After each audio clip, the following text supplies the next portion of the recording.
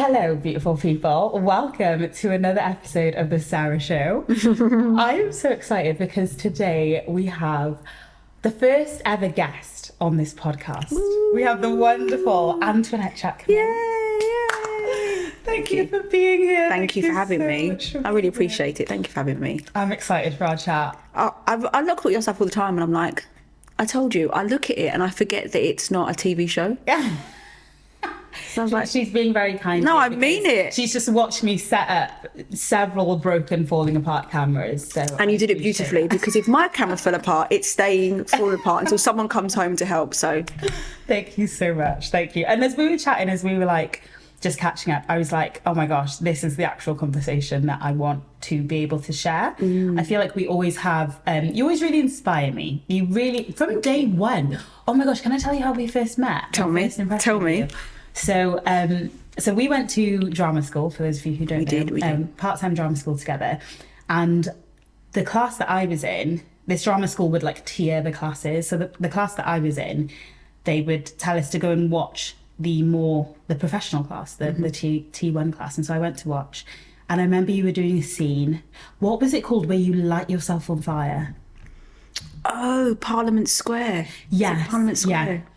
And to this day, when I think back to that scene where you were acting, in my head, you lit yourself on fire. And obviously you didn't, because this was like a theatre school production. Like you were not on fire, but I cannot differentiate the feeling that you gave and the performance that you gave, the genuine horror of that scene and emotion of it. My memory can't differentiate it from you actually being on fire. And every now and then I think back to it and I'm like, no, she wasn't on fire. But in my mind, like, there was fire and it was you. You were the fire. You were so talented. Me and all of my class were just like, oh my gosh, she's amazing, she's amazing, she's amazing. I think I came up to you afterwards and I was like, you were amazing. And then I was like, Sarah, stop being a creep, stop being a fan. But being a creep and a fan gets you here. So that's so lovely. I don't think I knew that actually. Really? No. Me and Zarina literally talked about it a lot. I don't think I knew that. Coming off that performance, because it was such an emotive performance and so physically demanding, it was all a bit of a blur at the end of that night. Yeah. And my mum was there and she was so going, oh, I feel he's in a lot of pain, and just like just buying into it quite well. And I was like, no, Mum, I'm fine. So yeah, that night's a bit of a blur, but thank you. I honestly think that was like that was a performance that truly lives in my head, like is cemented in my head. And I mean that even when I think of professional shows that I've paid to go and see, because I was like, oh, that's possible. It's possible to be so transported into this moment while I'm watching this live thing happen. And that was just your raw talent coming through. So yeah, thanks. I can't believe you didn't know that. It's good that I told you, because that is a big memory for me. People came up to me after, but I think I was just, one of the jokers in our class, I think you remember him. I was backstage and I wanted to look like I'd put paraffin all over me, like stuff all over me, and the water wasn't cutting it. So I had this baby oil that I was rubbing in. And so I rubbed it in, but then the water came off, and I said to him, oh, could you put a bit of water on us? You know who I'm talking about. And he was like, you want a bit of water? I was like, just a little. Oh no! Whole thing, hair, curly hair can't do that, and I just went drowned right. I was like, that should be good. Yeah. So I kind of went on stage a little bit like it was giving. Yeah, it was giving. Yeah, what we needed. Yeah. I owe part of it to him. Yeah, That's amazing. So obviously, not everyone listening to this show knows you as well as I do. I mean, I still have much to learn, or I'm excited to learn in this podcast. But one of the reasons I've asked you to be on this podcast is because not only are you an incredibly talented writer, actor, director, you are a mum of 3. You are now a retired teacher, and you're very much on this journey that I've been talking about here on the show of going from being in a full-time, full-on career to being a working artist. Yeah. And I know that as much as I share my story, there are lots of people who listen to and watch this podcast, who won't be able to relate to some of my stories. Some people would be like, oh, that's lovely for you, Sarah, but you don't have kids, or you don't have this, or you don't know what it's like. And so I think the more that we can kind of share, hey, this is my experience, because all of our experiences will be unique. They will all have different challenges. The more that we can all grow together. And so I know that there's so much that you have learned and that you have to share. And some of it I think you probably won't have even realised, because you'll just be living your life and then you won't realise how helpful that is to someone else. So thank you so much for coming onto this show to share that experience. So where do we start? First things first, how did you get into acting? I started when I was 13. Yeah. Blousy Brown in Bugsy Malone. Okay. And then I thought, I'm going to be an actor. And then it got to about university time, and my drama teacher was like, you should go to drama school, you should apply. And I was like, I don't think I can. And then I applied to Central School and I got in. Amazing. And I didn't go. Wait, what? Serious imposter syndrome. I got there and the place was complete. No one looked like me at all or sounded like me. Let's be really clear. I've got a Cockney accent now, but it was even more so when I was 18. Because you were from East London. Yeah. And I turned up, and the course leaders were beautiful. They were amazing people, but I just didn't feel comfortable. You did a few lessons, or? No. I turned up to the audition, and at the time there was some funding, and they said, look, we're going to pay for you to do the course. You can come in and join us. And I went back to my drama teacher and I said, I just don't feel comfortable. And she was like, give it time. And I was just like, I don't want that. And also, Sis Cottage is like a 20-minute journey from my mum's house. And I knew that at that point in my life, I needed to leave home. Okay. I love home, I love my mum, but I just needed the space. And so I went to another university, it was a bit further away, got to live in halls and do the whole university experience. And then I thought, but I'll get back to acting once I've had a good time. So what did you study at? So I got in through clearing, because obviously this was overlapping things. And I got on a media course, wanted to be on a drama course. There was no space. And so I knocked every day on the dean's office, like, drama. And then he let me on, because he was like, you can't keep coming here. And I got on the course. It was an interesting course. And then I was like, I'm going to act. And then as I left university and I came home back to East London, and I was just looking at things and I thought, I really want a mortgage and I really want a family. I know that sounds really... And I knew I was going to do acting first and teaching second. That was the way round my life was going to go. And then I realised, like, my biological clock just started ticking pretty quick. Because you went straight in, right, at 17, 18? Yeah, I went straight into university, straight from college. And then when I came home, I did a year's temp in. And I'd been with my partner since I was 16. And I was just like, I'm going to start teaching now. Because if I need to get a mortgage and have kids, I need a stable job. I need to be, And you were like 21, 22? Wow. Yeah. Thinking about mortgages? Yeah. That's amazing. Yeah. To be fair, I think I was at that age as well. Yeah. I think I was thinking about marriage and all these things. Because East London's not the most settled place to live. I love it, but it's also quite triggering sometimes when I go back there, because it's quite chaotic at times. And I think I needed stability. I needed that grounding. And I thought that having a home and kids and a mortgage would be that grounding that I needed. And acting could just happen on the side. So why teaching? I always wanted to be a teacher. My drama teachers were always so inspiring. And teaching drama would be... I thought it would quench the thirst long enough to allow me to get the mortgage and all the kids and stuff. And I was right. It did quench a lot of that thirst. So I love that you've had these dual dreams, actually, because it sounds like the teaching, while it also quenched the thirst of doing acting for a while, when you say that you loved your teachers, that sounds like an inspiration of its own, in its own right, to pass on the baton to someone else, to inspire someone else. That's a calling in itself. Was that something that you felt at all? Oh, yeah. I mean, when I went to this school that I got into, I thought, it's not hard enough enough. It's not rugged enough. There are kids that need me more than this school, but there was just such a pull. The kids needed me and needed teachers, drama teachers, in a different way. It's not an art school, it's a science school. So I just thought, no, they're going to love drama. I'm going to make them love drama. And then I went there, and I think that I wanted to pay homage to those drama teachers that had put something in me that wasn't there. It really wasn't there before. I was a really shy, painfully shy child. And my sister, people would come up to me and go, "What's your name?" And she'd be like, "Oh, her name's Anna." That's what she called me, Anna. And I'm Lona. and she would just talk for me. Older sister? Younger. Young. Do you know what? That is the way, She's isn't it? bolshy, yeah, still so bolshy. are you the oldest sibling? I'm the oldest. Okay. Yeah. Oh, and my brother's older, actually. Sorry, my brother's like 50 now. Yeah.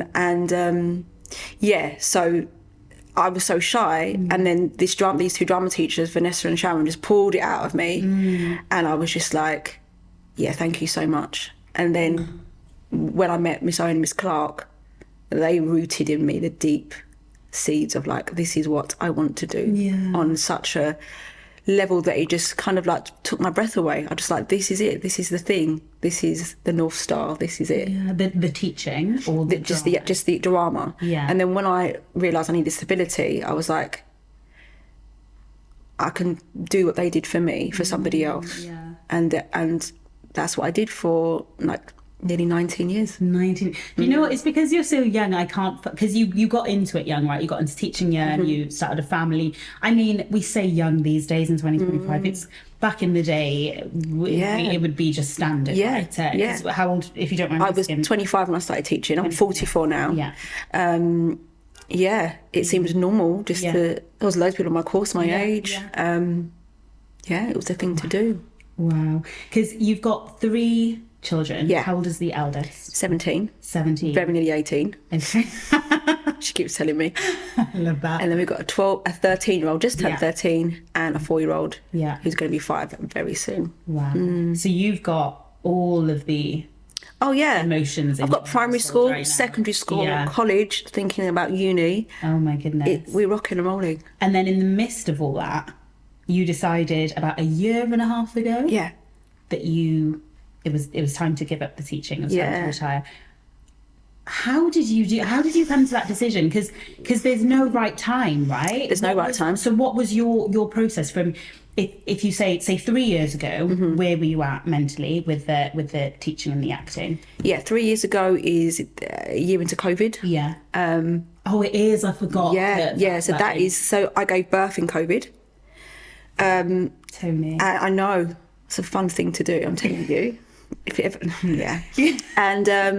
and then I gave birth, and then had this beautiful moment where I could have my village around the baby, and they got to bond with him so beautifully, and I felt so grateful to have that. And my husband got more than 2 weeks paternity, and he's just like, that still baffles me. 2 weeks is insane. He loved it. They bonded so well, and we just kind of like cocooned out in the house. So everyone was really stressed during that time, and I could see that. But for us, is what we needed. Needed that time. And then I got back to work, and the minute I got back into work, I was like, I'm going to start going to drama school. And I said to my husband, I'm signing up to drama school, and he was like, washing dishes, going, yeah, okay. And then the next day I was like, I've signed up. He was like, what? Really? And I was like, yeah, I've got an audition online next week, or something. It was 2 weeks later. And I called my mum, and she was like, okay. How old was baby at this time? I think it's 1. So, when you say your husband was like, what? Was he like, what as in, like, don't go? Like, what? I don't know what the what. I think the what might have been, oh, you really mean it? Or the baby's 1. Or you've been promoted at work. So what made you do that? So I went back to work, and it just wasn't the same. You know, there were people wearing masks. Everyone was sanitizing. It felt very sanitary. It was very kind of not the warmth that I used to use. I was used to at work. I think that made me feel like this is the time to leap. And kids write cards to me all the time. They're so good and so beautiful, and especially Christmas and all those times. And one of the kids had written, I love you very much, miss, and I can't wait to see you on stage. Aww. Which is, to be honest with you, kids are the sweetest. They write the most beautiful things. And I was like, I put it on my fridge at home. And I was like, okay. And then I was like, I'm going to go and do this course.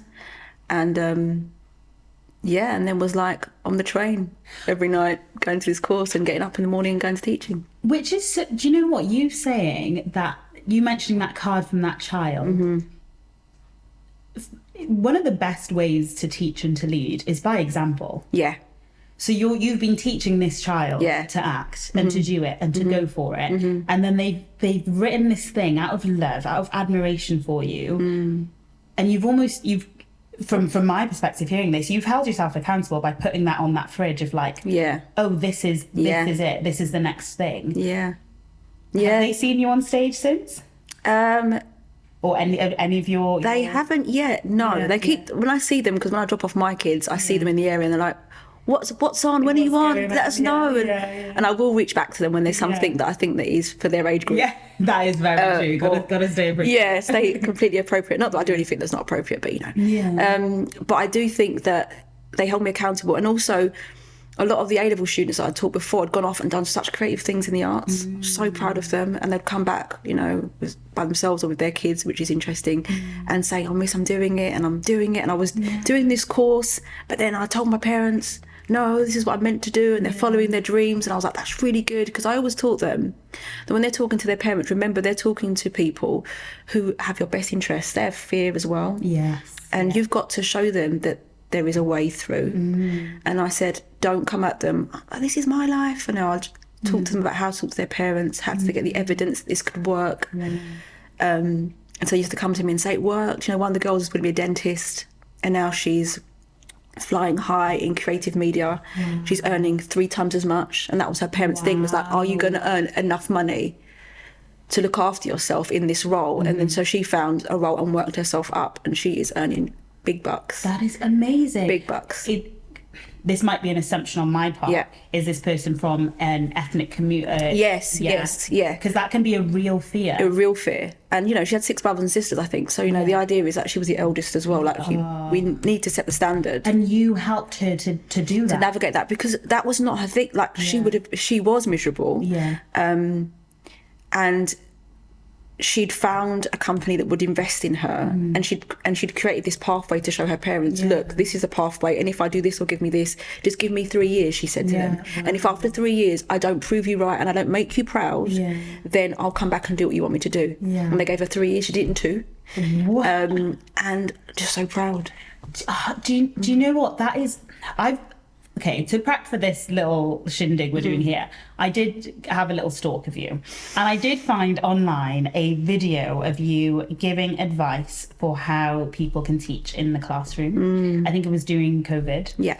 And it actually made me a bit emotional to watch, because I was like, oh my gosh, to have a teacher like that. Because it was what you were saying about, like, lead with, you know, if someone's behaviour is a bit off, trying to lead from a place of, like, of empathy and of rather than more telling them off, congratulating them for the things that they do well, and trying to bring that energy into the room, and bringing your passion into the room. And I just remember thinking, oh my goodness, her students are so lucky.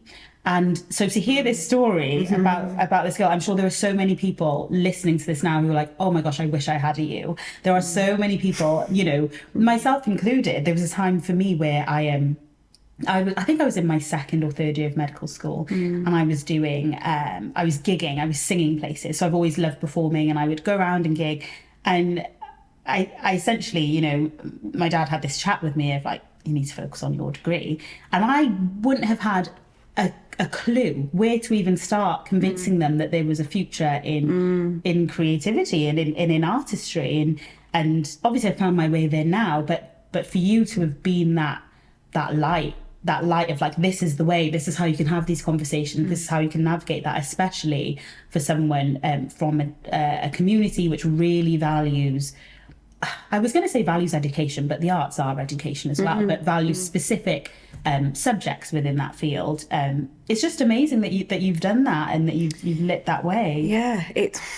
I don't think about it like that all the time. I just feel like empowering students to be brave and to follow their gift. And a lot of the conversation was about God and whether the arts is valued by God. Sometimes that was a conversation, and I would always say, well, you know, the gift is in you. This is in you. Where did it come from? Where does it come from? And is it your duty to spend it?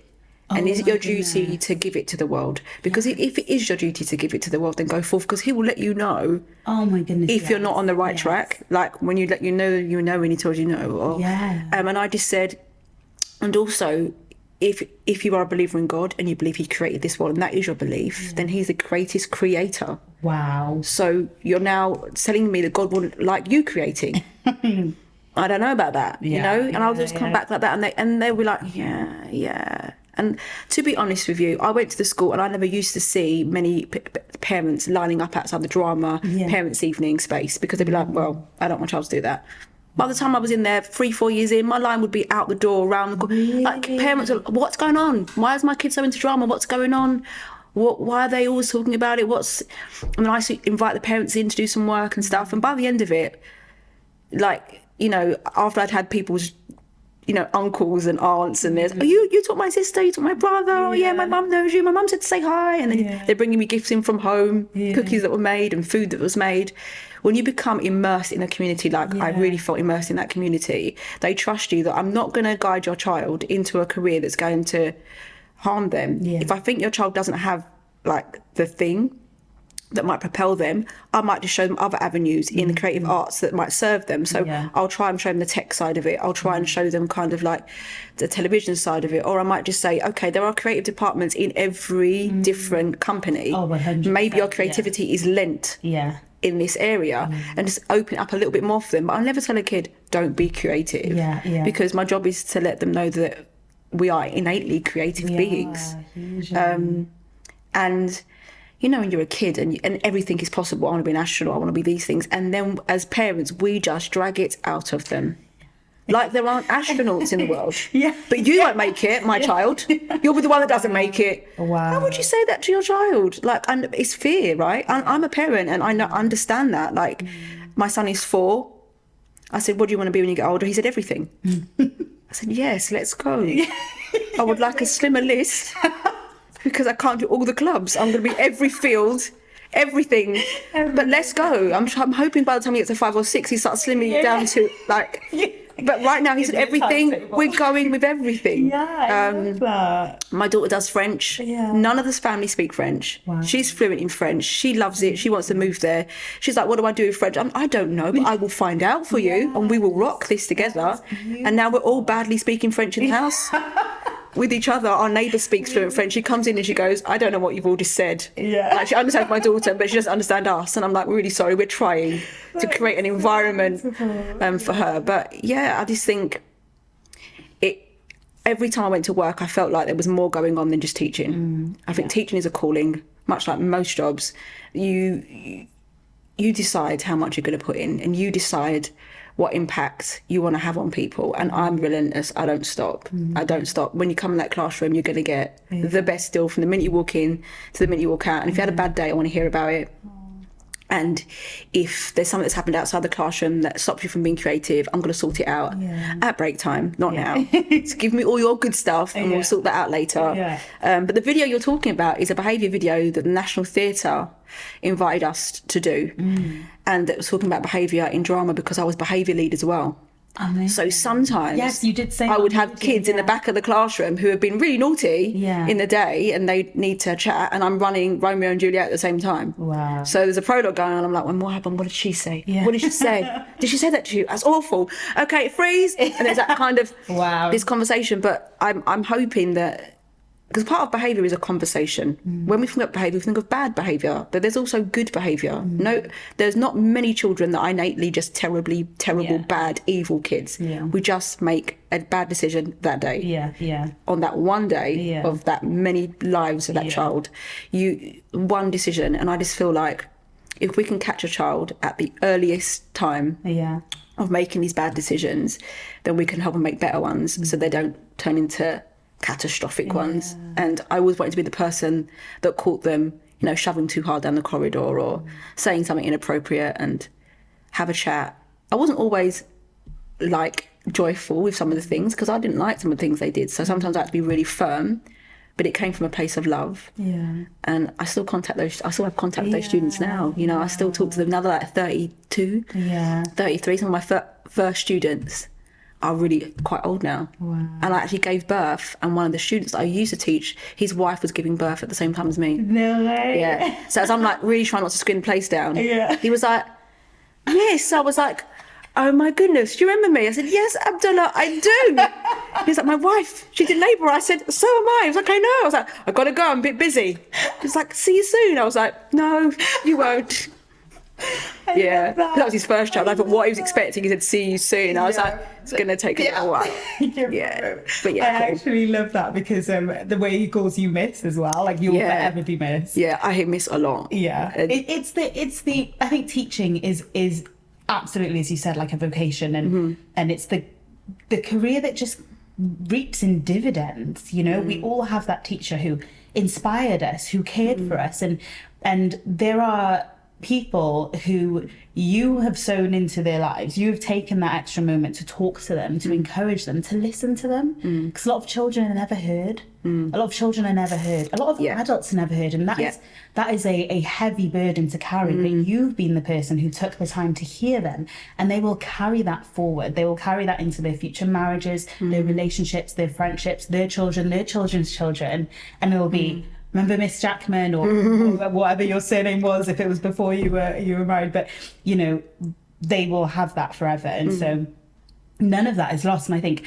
one of the things that we kind of think about and talk about when it comes to changing careers is sometimes feeling a bit of loss, you know, almost like, because obviously there are hard bits to the teaching job. Yeah, there is.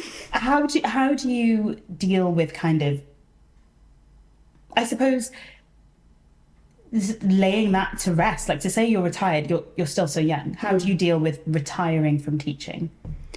Yeah, I felt really guilty. Really? I felt really, really guilty because I like that profession needs teachers, and it needs teachers that care, and teachers that will go the journey and see a kid's lifespan at school through. And I've been lucky enough to see kids all the way through. And have them come back. And I did. There was this real sense of, can I do this? You know, like, but then there's an ego there as well, because it's like, of course you can do this. Someone will pick up the mantle. There are other teachers out there. You're not the only one. Do you know, calm down. There are great teachers out there. And in my school, there were fabulous teachers. When I say I was the teacher that they could talk to, there were so many in my school the kids could talk to. They were really spoilt for great teachers. And I was just lucky to be one of them. But the guilt was hard. Like, I remember some of the kids, because they talk from their heart, right? So when you say to them, like, I'm leaving, no, you can't do this to us, or what's more important than us, or so you're going to leave us to go and do that. And that came out a little bit, and then after that it was, I miss, we're really happy for you. You've been here for so long. No, that would. My uncle says it so. My uncle told me that you were there for him as well, and like, you must have been here for ages. And I was like, I have been here for quite a long time. I think I'm owed my due. I think I'm allowed to go now. And even when I wrote my resignation letter, which was like, I just typed it up, I just had it in my house in the drawer. I kept thinking, is today the day that I send it in? Is today the day? And then there was a day I came in and something had happened in the school and the mood was a bit somber, and I thought, I won't give it to them today because it's not the day. You know. That's probably more about me, but No, the guilt is real. The guilt is real, and I've never even thought of like kids laying it on thick. Stop. What's more important than me? Because there's all the GCSE class. Everyone's like, what about GCSE class? Every year I have a GCSE class. It's never every year. And that particular year, I had a wicked GCSE class. They were doing so well as well, but I thought that's the time to go, right? When they're already the coursework is in, they are rocking and rolling. They don't need me. They like me and they want me in the room with them, but they didn't realise they didn't need me. They were so well ahead of themselves. So that was the time to go. And Ellie, who was my came as an NQT. I just sat down and if I go, what's an NQT? Sorry, like a newly qualified teacher. Yes, yeah. She came in and I was like, if I need to go, are you ready to step up? And I think she was like, hell no, at that first gut reaction. But I think she knew that the answer was hell yeah. She was so ready. She came ready. She's a born leader. So I was like, come on, we can do this. Otherwise, they'll hire someone above you. And then do you really want it? She's like, no, I don't want that. And I was like, you got this. And we just done this fabulous school play. It was amazing. And I was like, if you get to be head of department, you can do this whenever you want. And then she was like, yeah. So then I knew that it was going to be in great hands and everything was set. And I thought, okay. I do think as well, things they somehow fall into place. I don't know, maybe it's me speaking from like a Christian faith point of view or something. But sometimes when we make this decision of like, oh yeah, I think this is what I need to do, and we start listening to that to that inner voice, and we determine for that to happen, the steps kind of land one at a time in front of us for us to walk along them. So, you know, you having someone that you can pass the baton to, you having an amazing class. And so there's this kind of duality of like, oh, I'm doing this and I'm choosing to, and I'm going to make it happen. And then everything else seems to align and say, yes, we'll make it happen too. And that happened at the drama school, because I got to a point where I needed to leave there as well. I felt like I'd got such good stuff from them and would go back and get more. But I thought this is the time to go. And then I left and got representation really quickly. And then landed something nice quite quickly. And so I was then acting and doing acting jobs on my days off of teaching, because I went down to 3 days to allow stuff to happen. Because you have to create space. Wait, say that again. So I went down to part-time.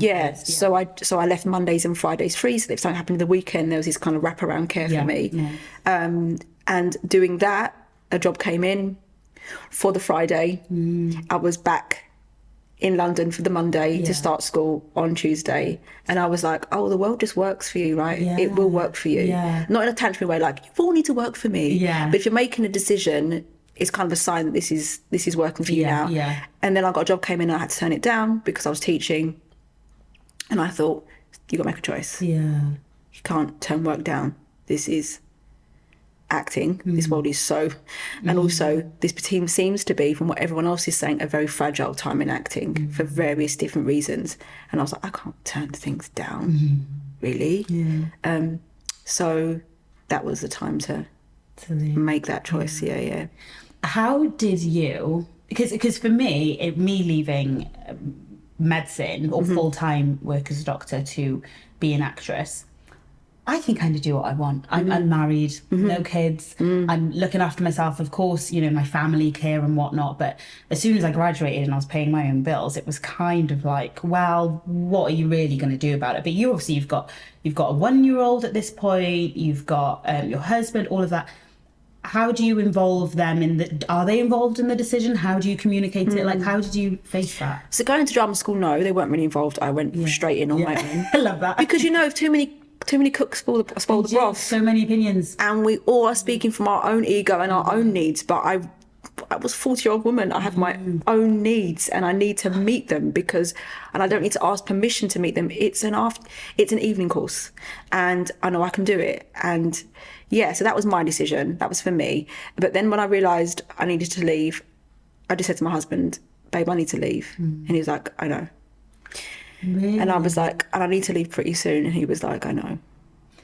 I know it. How did he know? He just knew. I think he just knew from the drama school. And every time I used to come home from drama school, right, we'd stay up till 2 o'clock in the morning just talking about what we did.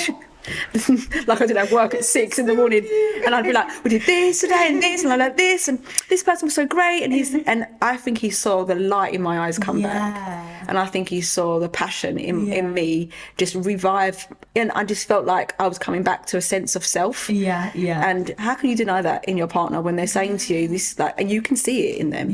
This is not just like I fancy. It's like, you're changing, you're flourishing. And he was like, I know. And I was like, how are we going to make this work? And so I'd been saving bits anyway, because I knew that this time would be coming. I wasn't prepared for how much money I needed to save for this time to be coming, but I'd saved a bit, enough for me to be confident to hand the letter in. And my friend said to me, have you got 2 months' salary at least? I said, yeah. She was like, right, hand it in now. Really? Because you have to walk out in faith. And you can't be scared, and you have to have the audacity. You do. And she was like, so if you really believe this is aligned with you, you feel as a woman that believes in God and talks to God, if you feel like this is rocking, then take a bet on yourself. I can always go back. So true. We can always go back. Yeah. So I'm like, right, so 2 months, that's there. Then I was like, even more reason to hand it in. So the girls, once the girls said, when I said, oh, mummy's going to go into acting now and probably a bit of directing and writing, they were like, yeah, of course, yeah. Like, they were just like, yeah. Do you know what, as you were saying it, of like, I'm a 40-year-old woman, I need to do this, I'm making the decision for myself, I thought to myself, that is honestly some of the best parenting. Because I think sometimes and again, I'm not a parent, so there's absolutely no judgment to any parent. You know, everyone's doing their best. But sometimes it can feel like people are telling you what to do, but not doing it themselves. And actually, that can be quite easy to do. It's easy to say to someone, hey, you need to push yourself here, you need to work hard, you need to go for your dreams. But then if mummy's not going for her dreams, then do you know what I mean? So even in that push and pull of like, oh, but I want to be there for my daughters, and my daughters have after school activities. It's so beautiful that they get to see that mummy has after school activities, and life doesn't stop when you have children, and you do need to go out and do these things for yourself. And I think that's a beautiful thing that you can show them. Yeah, I mean, they come to watch me when I did the scene where that you saw. Oh, they came. I'm just thinking how emotional I was. And so they were like, and then they came and saw me at the Globe, and I did for Marwa Theatre Company. And I was playing Caliban, and when I came out, my eldest was like, Mum, I'm so proud of you. I'm so proud of you, Mum. And it was the night before my 42nd birthday, I think.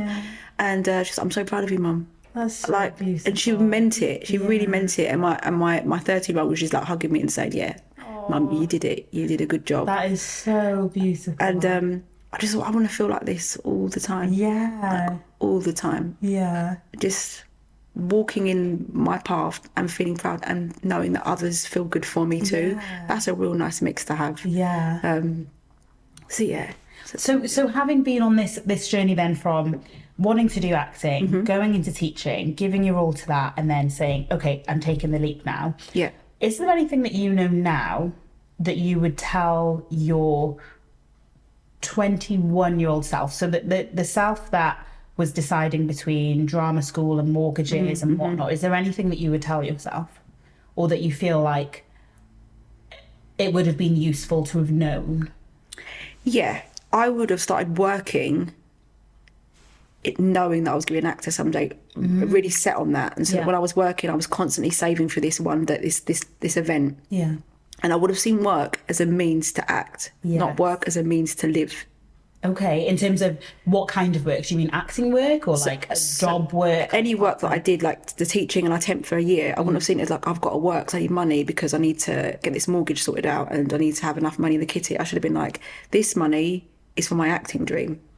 I should have worked with more purpose on that. Yeah. It would have made my working day much more delightful because I know I'm working. Because you could see that it was part of, it's the fuel that is going to let you drive the acting car. Absolutely. That is such. Whereas I got stuck in, okay, this is for the mortgage, this is the light, the gas, and it became very domesticated very quickly. Yeah. The dream of acting just kind of like went somewhere else. Yeah, yeah. And I became a full-time mum, wife, give myself over to this and let the acting just kind of like fade. But yeah, I would have kept my acting pot going on. That's really good advice. That is really good advice, and that I think a lot of people can take, including myself, because I still work as a doctor part-time, and sometimes, I was saying to some of my colleagues who I did the show at the National with in Nye, I saw them over the weekend for Rufus's leaving do. It was Rufus the how long has he been? 10 years. It was such a good party. They did this whole they just showed us his work, his speeches. You had all these testimonials, and I thought, whoa, what a legacy to leave, and what a testimony of how powerful this medium is, and how much it crosses into other areas of life. And so it was really good to be there. And while I was there, I caught up with some of my old cast mates, and I don't even know what the proper word for that is. What's a cast mate? A cast mate? It's a cast mate. It's a cast mate. I'll be saying that until I learn something new. So I was catching up with them, and they kind of said, oh, what have you been up to since Nye, and how's it all going? And I kind of said, well, when we finished the show, I went straight back into medical work. I just booked all these shifts because I was like, I've taken what is, a mini maternity leave here in terms of 6 months of very little medical work. And so I really wanted to get back into it. And I kind of jumped back into it. And I had this almost crisis where I was like, what am I doing? Am I a full-time doctor again? How has this happened? I was just an actress on the grandest and stage. You were great. I loved watching you. I took my friend with me. I was like, how is this girl just finished drama school and she's on the national stage? It's a miracle. We need a moment for that. Like, I texted you and you were like, yeah, thanks. I was like, should I just Did you read my text? This is amazing. Like, my friend was going, so how did she get us? Knowing Sarah, like, honestly, watching you perform, I used to say to you in drama school that when I watch you perform, your emotions are straight on your face. It's like, oh, thanks. And when you would go to cry and didn't cry, suppress it, it was the most mesmerising thing to watch. I hope you get a piece where you have to cry. And then you don't, because it makes me want to cry. Watching you, I was so proud, like a teacher mode now, but I was so proud. I was like, yeah, she's rocking it. No, it's amazing to like be able to share that, because I feel like we're all, obviously we've all got different journeys, but when your journeys intersect with someone, like, you do feel proud. You do feel like, oh yeah, I've seen you before that, and now I've seen you doing that. I've seen you pray for this, hope for this, apply for this, and now I'm seeing it happen. And so it's a beautiful thing that we get to share. Like, I was just saying, our mutual friend Zarina has just got into Juilliard School of Acting, and when I tell you, honestly, I've not felt pure joy like that in a while. And she was saying to me that everyone seems to feel, even, of course she's happy, but other people seem happier than she is. And I was like, honestly, I think that's true. I think I'm happier for her than I would have been if it was for me. And there's something about sharing in each other's trials and, you know, jubilations that is so beautiful. So yeah, thank you. Thanks for coming to watch and all of that. But yeah, it was kind of like, you know, I'd had this moment where I'm on this stage and it's like, yes, this is where I was meant to be. I remember the first curtain call as the curtains closed and people cheered and I cried on stage, you know, just a little tear. We're not being too messy. And I was like, this is exactly where I'm supposed to be. And then suddenly the show ends and I'm back to working full-time medicine, and I couldn't really comprehend what I was doing. I was like, have I taken 2 steps back? Like, have I just undone everything that's just happened? Like, what is happening here? But the advice that you just shared, bring me back to that, is that that's still part of it. You know, my bills still had to be paid until the next job. I don't have to see it as this other route, this other thing. It's all part of building the life that you want to lead. And so I think that would have been really helpful and would have saved me from a bit of an existential moment of like, oh, whoa, what are we doing here? Which is, I think it's good that you did that, because well, it's good to celebrate yourself. Sometimes there's no applaud, right? After you're in a patient's company and you solve something, you actually get to the bottom of it and go, I think I found the thing. No one pulls the curtain back and goes, yeah. Right? Yeah. Because you're meeting people at quite a hard time in their life, right? The hardest time. So you don't get these applauds. You're not used to being praised. You solve the problem, you get out and you find somebody else to solve that problem. Yeah. And I understand that, because in teaching, you don't have time. I don't end a lesson and kids clap. Yeah. The next 30 kids are coming in. Next 30 kids, next 30 kids. And when the day's over, they're like, can we come in for rehearsal? Come right in. You know, like, we're not used to getting praise. Yeah. We just get the job done. So when you bowed, you went off and got another job done. You didn't take the time probably to bask in it and be like, she's on stage at the National. Yeah. Like, little Sarah in me is like crying right now. So you just get on with and do the job. And I suppose in a way, that's acting, right? Yeah. Get the job done. Yeah. Move on. Save the accolade for everybody else, give it to you, move on. But I think you do have to celebrate it a bit. 100%. I think it also just, I'm a big believer in celebrating life. I love birthdays. You know, when people say they don't love their birthday, I'm just like, where's the trauma? Because we should be celebrating your existence. Like, what do you want about? What do you mean you don't like a birthday? We're going to celebrate.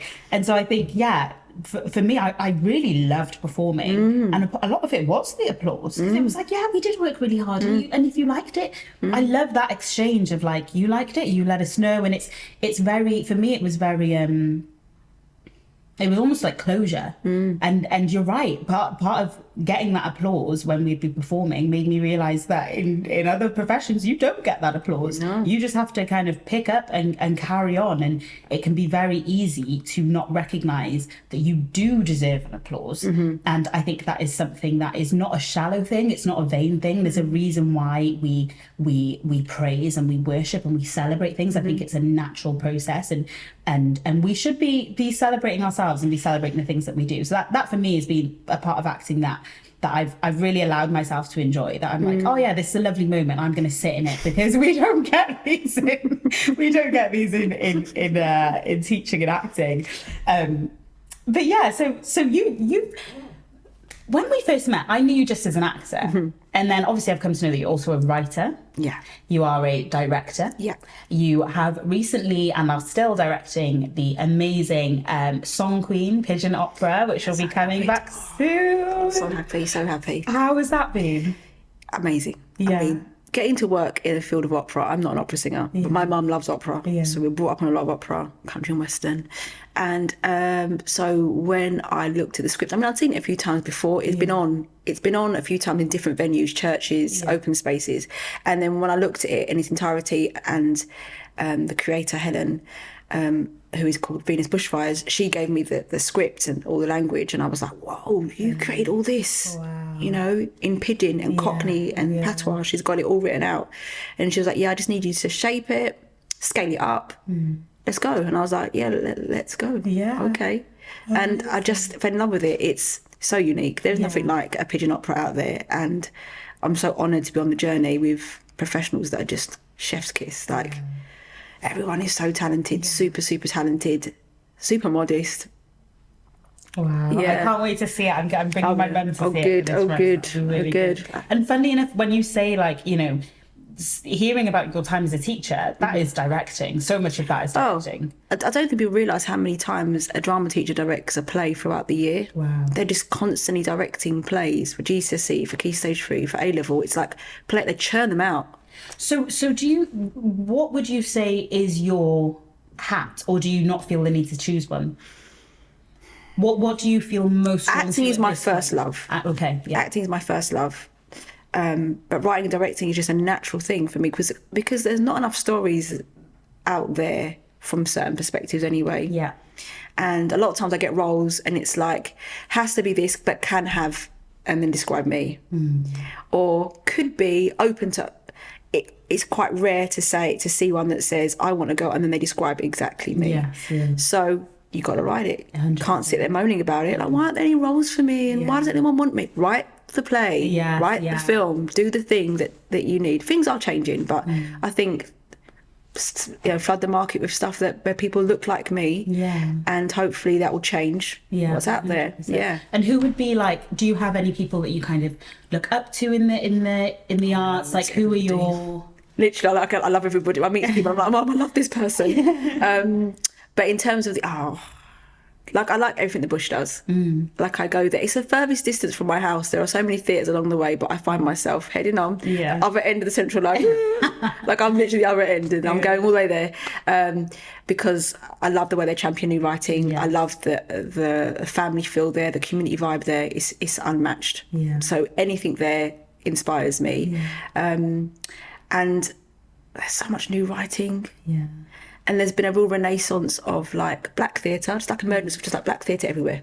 Like, everywhere. Pieces where I just don't remember a time in my life, and I'm a big theatre goer, where there's been so many plays that are either about the black experience with black actors, or not about the black experience, but have black actors in them anyway, because it's okay not to fit whatever you were thinking it needed to fit before. So that's been exciting to explore, and I'm very inspired by that movement. I think that's really beautiful. But then I love most people I meet do inspire me in some way. I really do. So it's feel not that. like you have one artist who you're like, I want to be like them, or they're the one who was, whose poster was on my wall growing up. No, growing up was R&B boy bands. Tupac on my wall. I was like, that man has no top on. It's a religious household. I've got a guy with a bandana on and, like, saying thug life. That was my Tupac is I mean, he's an artist. He's an artist. But I'm not sure if that was my theatre person. But no, everyone I meet really inspires me. Really, I'm easily inspired person. There's one person I looked at on a podcast the other day, so not acting exactly, but she lived in East London, moved to America, and made a big name for herself, Emma Greed. And she talks about East London being this great place to learn how to hustle, but also a place that... She's not the one who does Skims, yes. Oh, I follow her too. Yes, yeah, she's amazing. Yeah. She's amazing. Was she on Dragon's Den or something recently? Yes. And so I like her attitude towards getting stuff done. And 100%. And there's something about seeing someone who you can relate to in that way. It's like, oh, they did it. Yeah, they came from exactly where I came from. Yeah, this happened, and they've created their own path, which is so good. And that is essentially why I love doing stuff like this podcast as well, is because there are so many people who are actually where you were 5 years ago, or where you were 10 years ago, or where I was 5 years ago. And so just showing that actually it's possible for you to get the mortgage, have the family, have the babies, and go into to acting and do what you do. It's possible, but not easy. It's not easy. What have been the biggest challenges? Money. That was so quick. I need money. You didn't even stutter. Yeah. When people say, it's all right for you, but it's not right for me. Yeah. Like, oh my goodness. I'm just a working class girl trying to make it as an actor. Like, this is not easy. I'm not going to lie to anybody and say, oh yeah, you know, our drama school costs money. Yeah. I had a comment the other day, and I pride myself, right, in being quite nice on the internet. I really tried to be really kind, to the point where I've had a YouTube channel now for 8 years. I remember having a really nasty comment back in the day, and I was just like, this is someone who God loves, and I replied to them kindly like, are you okay? And they were like, no, I'm not okay. And we had this really meaningful conversation. So in my head, I'm like, on the internet, I'm nice. Even if I get a hater comment, I'll be nice. But the other day I had a comment that was about money, and it was about the person saying like, oh, it's easy for you to say, oh, you've quit your job, but you know, how did you survive? And having made a podcast where I tell people so much detail about it, I wanted to respond, but before I could respond, they'd had this full-on conversation where they'd been saying, oh, well, she's a doctor, it's easy for her. And I was like, wait. Nothing's easy for most people. Most people are this. We are in a struggling time. And even like, I don't want to participate in the struggle Olympics. Do you know what I mean? Like this is the thing. Sometimes I think when we talk about privilege and struggle and hardship, I think that when you have hardship, you recognize that you don't want it. I don't want it. I don't want to have had it the worst. So if someone's had it harder than me, I will give them that trophy and I'll say, yeah, you've had it harder than me. Yeah. So I don't need to be out here proving that I was the poorest person to ever do it. But you don't have to be the poorest for it to still be hard, for it to still be a challenge, you know. You're not on... I really wanted to send them an essay about junior doctor salaries in the UK, about the working hours, about rent in London, about all of these things. And I just had to control myself. Well done. I did delete the comment. I was like, the way that I see the internet is, I'm like, I've opened up my home and you've come into my little page or corner of the internet, and so kindness, amazing, but if you rip a painting off the wall, I'll kick you out. Yeah. Well, so I love that. That's what I did. I was just like, this is in my head too much. I can't be mature and kind about this, so I'm just going to delete it. And then when I'm in a better place, if someone leaves a similar comment, I could... At first, their initial question was fine. It was more the assumptions that were really, really annoying. And I was sitting there like, I wish I could show you my bank statements to correct that. No one wants to see my bank statements. No. I mean, I'm a very low maintenance person anyway. I don't have designer handbags, designer shoes. I haven't got a lifestyle that I need to uphold. So if anyone's watching this and they're driving, they're paying off for their Land Rover and their mansion, then I can't help you. But I can just talk about the fact that I have a very low maintenance lifestyle anyway, and then when I knew I was going to leave teaching, I slimmed down as much as I could for someone with 3 kids and a mortgage. So my outgoings, I've really been strict with myself. But then I've never been lavish in the first place. As a working class background, my mum taught me to just be grateful for what's put on the table in front of you. And that's how I am as a person. So, but it's not been easy, and the decision to go into acting, the guilt for the kids, but also the guilt that I might not bring home the money to support my family, to give them a lifestyle that I would love them to have. But it's the faith that if I go this way, then God will provide and he will make a way through it, and we will be okay. And if we're not okay, then I'll have to go back into teaching, and that I'll have to swallow that pill and do a bit of that to support that, or do something else, because my family are not going to suffer. But right now, what I will say is that no one's finding it easy, and to leave comments sometimes a little bit like, you know, yes, I slimmed my finances down. Yes, I'd saved a little bit to get me through a bit. I got some gigs workshopping for schools or colleges, and people that would say, oh, we need an actor for this, and then I'd go and do stuff. But it wasn't a lot of money. They don't pay actors a lot of money. And I did a lot of work for free, a lot of acting I've done for free. And actually one of the jobs I did for free got me my agent. Wow. Because she saw that and was like, I like that. So I'm never shy of doing work for free. When I work for free, I work like I'm being paid, and I do my best work. But it's not easy, and that's all I can say. It's not easy. You find a way, gigging, doing jobs on the side, bringing your budget down to what it can just about survive on, working with your partner, communicating all the time. Like, are we okay this month? Is everything okay? Like, what can we do together?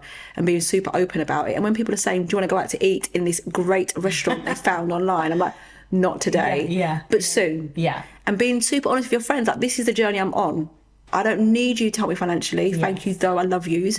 But I won't be able to do X, Y, and Z for a little while because this is my journey. And them going, yeah, cool. We're going Nando's, and that's fine. It's fine to do that. So, yeah, that's all I can say. Yeah, no, I think that's really, really helpful, because it's that thing as well of like, yes, money matters so much. And so you have to focus on it. But then sometimes when you take a step back and you're like, oh, I chose this because there was something that was more important than that steady paycheck.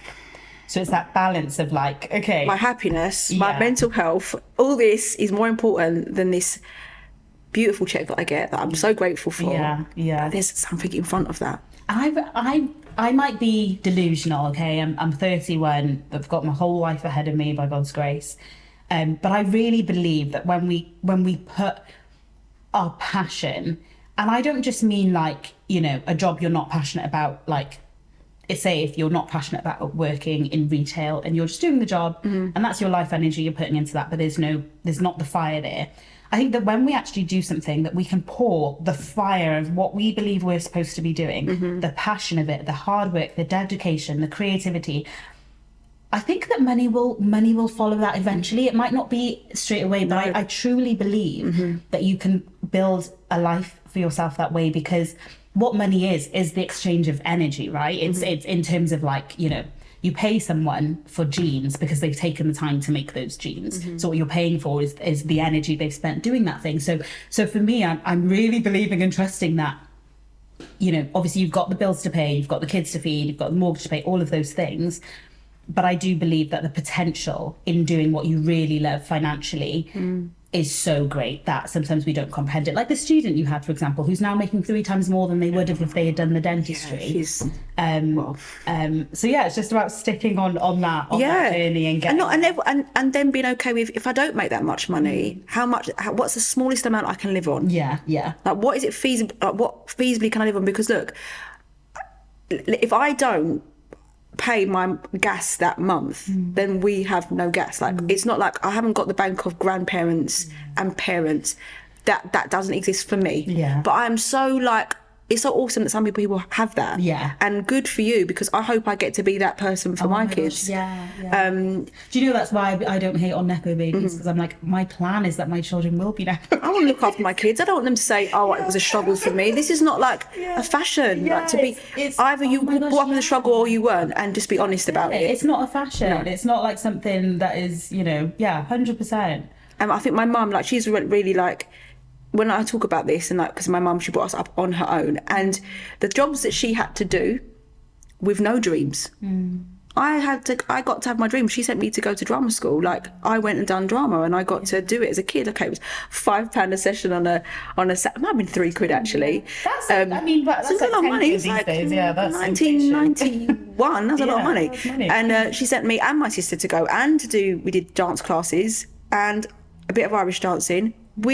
My mum paid for that on her own because she wanted us to have these things. Those opportunities. And she did everything. She was a childminder. She worked at home so that she could be home for us. She worked in a biscuit factory, a mattress factory, and another factory, I can't remember, it's just, I don't know which one it was, Sweetie factory. She just worked. She was never, ever without work. And for the last part of my time at home, she was a childminder. And she never moaned. Wow. Like, I'm sure she went through it. And I'm sure there were days where she was like, how? Like, how?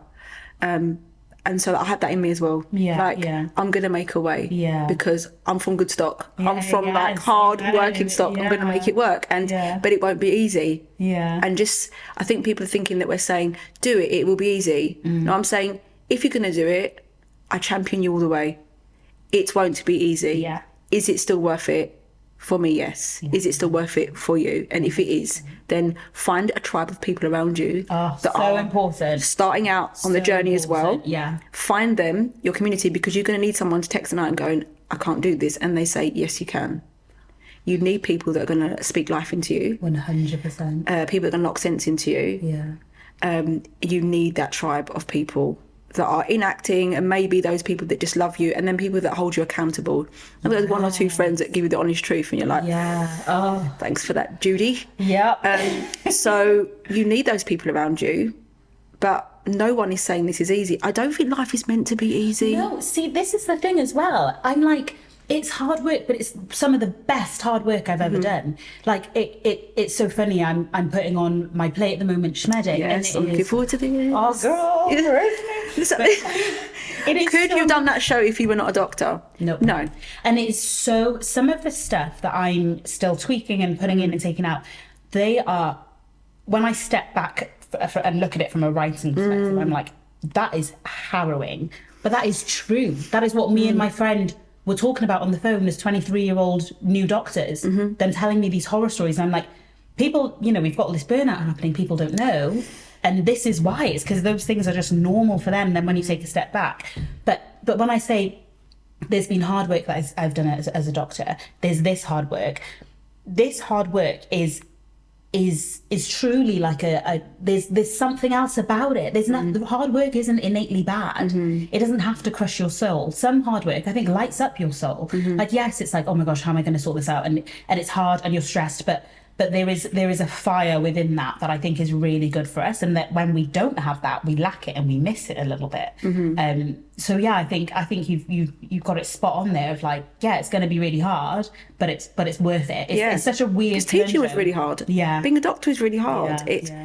If I go on about how hard teaching is, people say you've got 13 weeks holiday. So I'm never going to go there on talking about how hard teaching is. Do you know what's amazing about that? People should just go and do it. That really frustrates me when people are like, oh, this is that, whatever, you've got holiday. I'm like, then why aren't you one? If it's so amazing, why aren't you one? And they know deep down that it's not as easy as they're trying to make it seem. Yeah. So anyone who says a teacher's job is easy, please stop. Yeah, I mean, listen, when it was COVID and people were just waiting for their kids to go back to school, that's what I would remind you of. How were you coping in that time? Because I know you didn't find it easy. Some did, but you wanted that teacher. You needed that teacher. Exactly. But also during those holidays, like I remember when I first started teaching, the Easter holiday was not mine because it's GCSE time. So I was in school working in the Easter holiday. During the 1 weeks, I didn't really see those times. I saw the summer holiday, but I made sure I saw the summer holiday. I just think like it's one of those things where you've really got to choose your path. And hearing what you said as well about your mum working so hard, I think it's such a testimony and such a beautiful way to take the baton and run is for you to have seen that, to have been, that was the soil that you were raised in, was that of hard work and commitment and determination and love. And you've been able to take that and apply it in your own life. You've got that hard work, you've got that determination and that love, and you've not only got it for your children, but you've got it for yourself. Because our parents do all of this so that we can live too. Absolutely. And I think sometimes it's easy to forget that, like, we are someone's child. We also have a dream, and that is valuable. And I think especially as a parent, you know, you want your children to live their dreams, and so it's easy to just focus on their dreams, but actually to be able to acknowledge yours is such a key thing, and is such a beautiful thing, and is honestly, I think, one of the best ways to encourage your children. So, I agree. I'm not going to waste what my mum's put hard work into. She put hard work in us, and I know that when she comes and watches me perform, or she hears me talk about a piece of writing or run it past her, I know that I'm paying her back a bit for the work that she put in. Wow. Because you can never pay your parents back. It's impossible. It's insurmountable. I can't pay her back, but I can try and live a life that is true and honest, and work hard, and then show her that I got this from you. This is you in me working. So you have to, like, I also believe that no matter where you are in life at the moment, there is always somebody you can reach out to. You were saying this to me earlier. Don't try and do things on your own. And it's very easy to do that. And I was lucky enough when I jumped out of teaching, I was just jumping, you know, I found my friend introduced me to a writer and a director, fabulous, Daniel Casarate at Queen's Theatre, and she got my first piece of work commissioned. Wow. And I didn't have any samples of work. You know, people say samples of work, 20-page documents, send me all this. It was a chat with her, gave her my idea, gave her a concept, and she was like, yeah. And that person just who says yes, like saying yes to somebody at an early stage in their career, it's life-changing. And I've met people like that along the way, and that's been beautiful, because when you start acting and you're not 20, people think you've been in the acting game for decades. So when people talk to me, I get the most amazing conversations. They're like, oh, and you know blah blah, don't you? Oh, darling, you've met this person. I remember that back in 1922. Honey, I just started. Just got here. I don't look like I've been running the show here because I'm looking a little bit old, but I've just started. I was green, tell me. I sometimes get out a pad of paper and just start writing when people are talking to me, and they're like, what are you doing? I was like, just so that I remember this later, because my capacity for remembering things apart from lines has gone. So I just write it down, and they're just like, wow, okay, you just started, wow. And then they say, it's the worst time it's ever been in acting. And you're like, thank you for that. Thank you. See, I know this is going to sound really naive and ignorant and annoying, so sorry to any people listening to this. I just never believe it when people say that. I never believe it. Like, even my friend the other day was saying, like, the job market right now is bad, and I was like, I acknowledge it, but I'm like, I don't believe that for you, for that person. I'm like, you only need one job, and I believe you can get the one job that you need. And so I have that naive optimism, which I think is very annoying. You need it in this industry. You need it. The more that I learn how to, the opposite, the longer I'm in this, I've been, acting for 4 years now since I started doing the school with you. But the more that I learn the opposite, the more I'm like, I think I'm going to keep the naive optimism. It's so much easier to apply for jobs from this belief. If I go to that belief, it's very depressing, it's very sad, and you're not going to get the best energy out of me because I'm believing that there's nothing. And so I had that naive belief initially, and now I just choose it. And I'm like, I know it's naive for me to think the industry is absolutely fine, but I have to choose it, because otherwise the opposite for me is just not going to work. I can't go out there being like, there's no jobs. That doesn't make any sense. Doesn't make any sense. What am I doing? Like, what am I running into a pile of broken glass? I'm going to run so slowly. Like, I have to believe that there's candy floss and joy at the bottom of where I'm running to. Like, it's just not going to happen. Please, candy floss, please. No, you're right. And I do think you have to have, there is a certain, and I think that might come from our professions. We have to think the day's going to end up right. We have to believe in the positive day. Because we are working in quite stressful, high intensity environments. And I really feel like that if we didn't have the optimism, we walked in the space, the day would be done at 8 o'clock in the morning. Like, I need to come in thinking this day is going to be amazing. That is such a powerful thing to decide, of this day is going to be amazing. I remember one time I did that. I was just in a bad place, and I was like, something amazing is going to happen today. And literally within 2 hours of me setting that intention, I had a call from Gareth Malone, the choir master, who's just great, I'd worked with before. And he just randomly calls me. He's like, hi, Sarah, I'm doing this show at Albert Hall. Do you want to sing? And I was like, yeah. And he's like, cool, you okay to do a solo, lead the choir? I'm like, yeah. And I was just like, what? Wow. It's just a random Wednesday. So I'm truly a believer in, like, what you were saying about people helping you and moments coming through, and and also just believing that today is going to be a good day. There is good in today. Even if it doesn't feel like a good day, there is good in today, and that's what I'm going to let lead the way. Absolutely. And you'll find it 100%.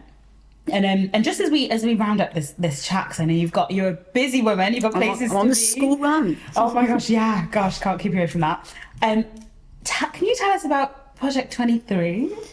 Yeah, so Project 23 marries my love for education and my love for the arts. And I was watching Adolescence on Netflix. So I'm on my second time round now watching it with my daughter. And with your daughter? Yeah, and she's in year 8, so it's the same age group that we're working with. So I was like, did you know this? And she was like, actually, I didn't even know that. Wow. And we're watching it, and I was just called to action, as I often was when I was teaching anyway. But in teaching, if I was called to action, I could walk into their teacher's office and say, I want to do a project on this and invigorate the kids. But I'm not in a school anymore. But I'm still called to action as a mother. Yeah. As a human being, as all these things. And I thought, I want an evening of education about misogyny and about parenting and masculinity and kids getting lost in this world of phones and social media. I want an evening that explores that a bit more. So I thought, okay, let's bring together a panel of educators and social workers and trauma specialists and get them on a panel to kind of like bring the community together to talk about it. But let's have some new and emerging writers create short pieces as a direct response, a rapid response, by the way. They're writing now. They've got 1 week, responding to a theme or a character or the environment of adolescence, which is quite interesting. And they're creating plays. So on the night, when you come and have this talk, you're also going to see 4 sketches of pieces that are inspired by adolescence, just to take the conversation a little bit further. And I think there's a short film as well going to be shown as well, being worked on. So, and I just was called to do it. And it marries my education side and my creative side perfectly. So I'm really looking forward to it. I'm hoping that I take on your advice of like getting my team and crew together. Yes, so it's not a one-woman show. But I'm looking forward to it, and I think it's necessary. I think as actors, one thing is that when we leave a job like teaching and being a doctor, it is such a call to action, and it's such a innate thing to do, and it feeds society, and you feel like you're giving back, and it is so selfless. And then when you do acting, you don't feel that anymore. You feel I feel like that's quite and I feel guilty for operating in that place when I feel like I should be giving back. Because I feel like acting feeds me. So me meshing it together kind of sorts that out, even though I know that acting does give so much. I mean, just watching adolescence was and but in many ways though, that is where the vocation comes in, and you carry with you all of that vocation from teaching. That doesn't leave you. It doesn't leave you. For me, when people would say, I used to not like the word vocation because it felt like honestly it felt abusive. People would use it in what I felt was an abusive way. If you were staying late and then they don't pay you, and you stay late like 2 hours every day, that's like an extra 10 hours a week or whatever it is, and it's like, oh, it's a vocation, and you just think why but it's also a job, and it's also this. And so for me, when I felt vocation the most was when someone passes out on the tube and I go the extra mile, or I stay, or I do this and that. That's when I felt like I was using my knowledge and my ability to serve people of my own volition. So when I came into acting, I still feel like it's a vocation, funnily enough. I really feel that there's a story that needs to be told, and I'm using my talents and my passion in order to serve that. And for me as well, like when people will be, the privilege of seeing people in their last moments really shows you what life is about. And so much of it is about love, and it's about connection. So much of it is about being heard and seen, and stories being told. And we do that in the arts. Like for me, what took me into the arts was during the pandemic, and the Prime Minister saying like, oh, we're going to cut the non-essentials. And I was like, these are absolutely essential. They've gotten me through. Watching Netflix dramas got me through. So I very much see acting as a vocation. So just to encourage you in that, any moments of that you enjoy, they're not selfish.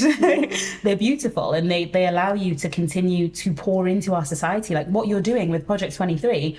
I can't do that. That's not my calling. I'm not equipped in that way, but you're so equipped. You're so equipped. You're right in there, Tony. You're right in there with the connections from your former schools. You might not be there anymore, but you still know these people. If you ask me to get together a panel of social workers, give me a year. I need to text my friends and like, hey, remember me?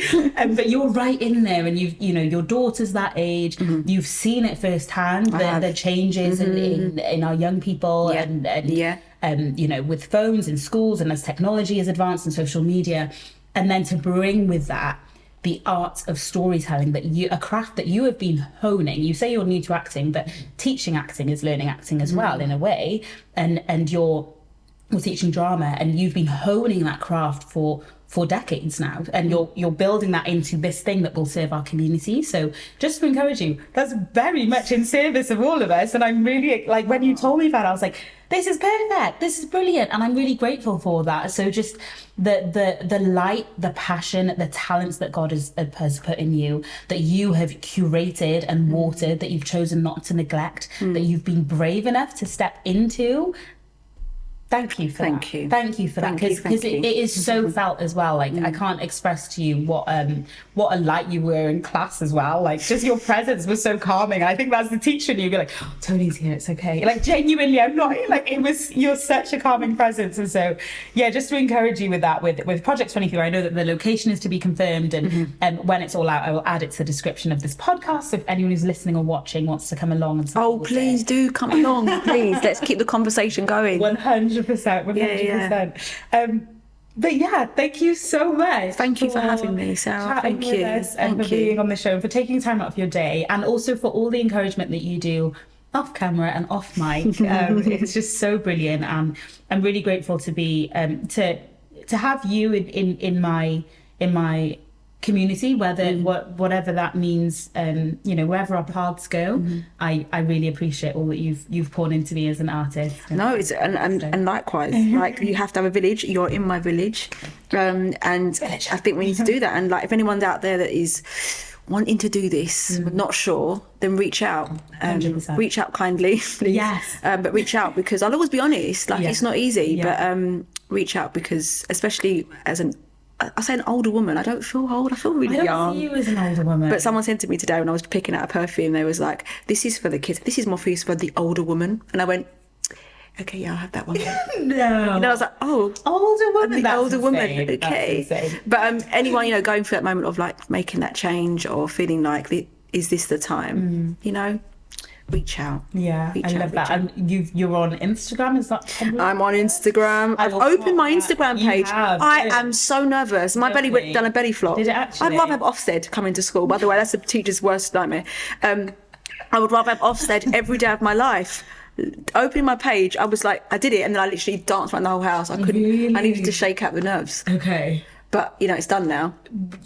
I don't have to link it in the description of this podcast. I probably should link it in. If I've opened it now, fine. Let's do it. So if you want to connect with Tony, her Instagram page is below. You can follow her work, from the Pigeon Opera to Project 23 and so many other bits and bobs. I'm just about keeping up myself. But thank you so much. Thank you. Thank you. Thank you. Thank you.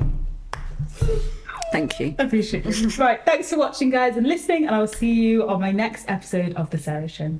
Bye. Bye.